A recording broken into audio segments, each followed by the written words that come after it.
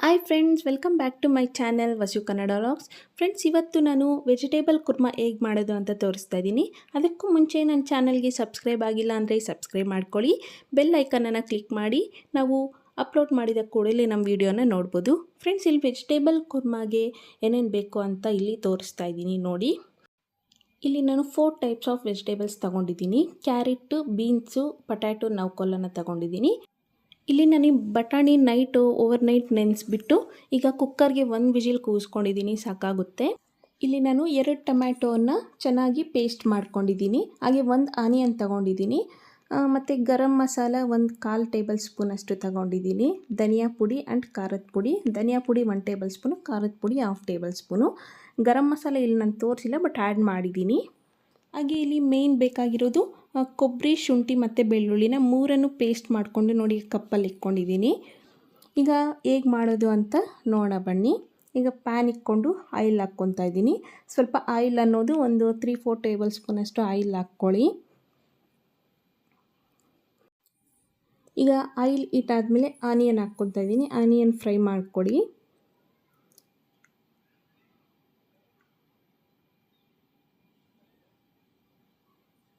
ಈಗ ಚಕ್ಕೆ ಒಂದು ಇಂಚು, ಲವಂಗ 4-5 ತೊಗೊಂಡಿದ್ದೀನಿ. ಅದನ್ನು ಸಹ ಆ್ಯಡ್ ಮಾಡ್ಕೊತಾ ಇದ್ದೀನಿ. ನಿಮಗೆ ವಿಡಿಯೋಲಿ ತೋರಿಸಿಲ್ಲ, ಸ್ಕಿಪ್ ಆಗಿದೆ, ಅದು ಆ್ಯಡ್ ಮಾಡ್ಕೊಳ್ಳಿ, ಫ್ಲೇವರ್ ಚೆನ್ನಾಗಿರುತ್ತೆ. ಈಗ ವೆಜಿಟೇಬಲ್ಸ್ ಎಲ್ಲ ಕುಕ್ ಮಾಡ್ಕೊತಾ ಇದ್ದೀನಿ. ಆಗಿಬಿಟ್ಟು ಒಂದು 5 ಮಿನಿಟ್ಸ್ ಕುಕ್ ಮಾಡ್ಕೊಳ್ಳಿ. ಇದಕ್ಕೆ ಸ್ವಲ್ಪ 1 ಸ್ಪೂನಷ್ಟು ಸಾಲ್ಟನ್ನು ಆ್ಯಡ್ ಮಾಡ್ಕೊಳ್ಳಿ. ವೆಜಿಟೇಬಲ್ಸ್ ಅನ್ನೋದು ಬೇಗನೆ ಕುಕ್ ಆಗುತ್ತೆ. ಒಂದು 2 ಮಿನಿಟ್ಸ್ ಈ ಥರ ಫ್ರೈ ಮಾಡಿಕೊಂಡು ಮತ್ತೆ ಸಾಲ್ಟ್ ಹಾಕ್ಕೊಂಡು ಫ್ರೈ ಮಾಡ್ಕೊಳ್ಳಿ. ಏನಿಲ್ಲ, ಇದು ಒಂದು 6 to 7 ಮಿನಿಟ್ಸ್ ಪ್ಲೇಟ್ ಕ್ಲೋಸ್ ಮಾಡಿಬಿಟ್ಟು ಕುಕ್ ಮಾಡಿಕೊಂಡ್ರೆ ಕುಕ್ ಆಗಿಬಿಡುತ್ತೆ ಬೇಗನೆ. ಬಟಾಣಿ ಬೇಗನೆ ಕುಕ್ ಆಗಲ್ಲ, ಅದಕ್ಕೆ ನಾನು ಓವರ್ ನೈಟ್ ನೆನೆಸ್ಬಿಟ್ಟು ನಾನು ವಿಜಿಲ್ ಕೂಗಿಸ್ಕೊಂಡಿದ್ದೀನಿ. 1-2 ವಿಜಿಲ್ ಕೂಗಿಸ್ಕೊಂಡಿದ್ದೀನಿ ಕುಕ್ಕರ್ಗೆ ಹಾಕ್ಬಿಟ್ಟು. ಬಟಾಣಿ ಲಾಸ್ಟಲ್ಲಿ ಆ್ಯಡ್ ಮಾಡ್ಕೋಬೇಕು, ಯಾಕೆಂದರೆ ಅದು ಆಲ್ರೆಡಿ ಬೆಂದಿರೋದ್ರಿಂದ ನಾನು ಇವಾಗ ಆ್ಯಡ್ ಮಾಡ್ತಾಯಿಲ್ಲ ನಾನು.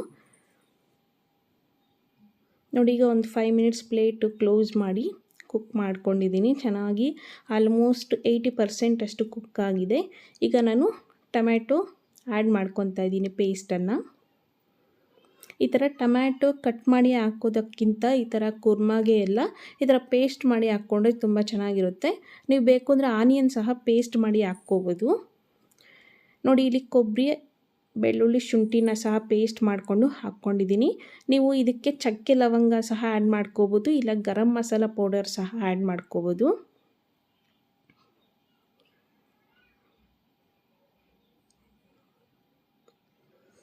ಈಗ ಇದಕ್ಕೇ ನಾನು ಪೌಡರ್ಸನ್ನು ಆ್ಯಡ್ ಮಾಡ್ಕೊತಾ ಇದ್ದೀನಿ. 1 ಟೇಬಲ್ ಸ್ಪೂನಷ್ಟು ಧನಿಯಾ ಪೌಡರು, 1/2 ಟೇಬಲ್ ಸ್ಪೂನ್ ಖಾರದ ಪುಡಿ, 1 ಚಿಟಿಕೆಯಷ್ಟು ಅರಿಶಿನ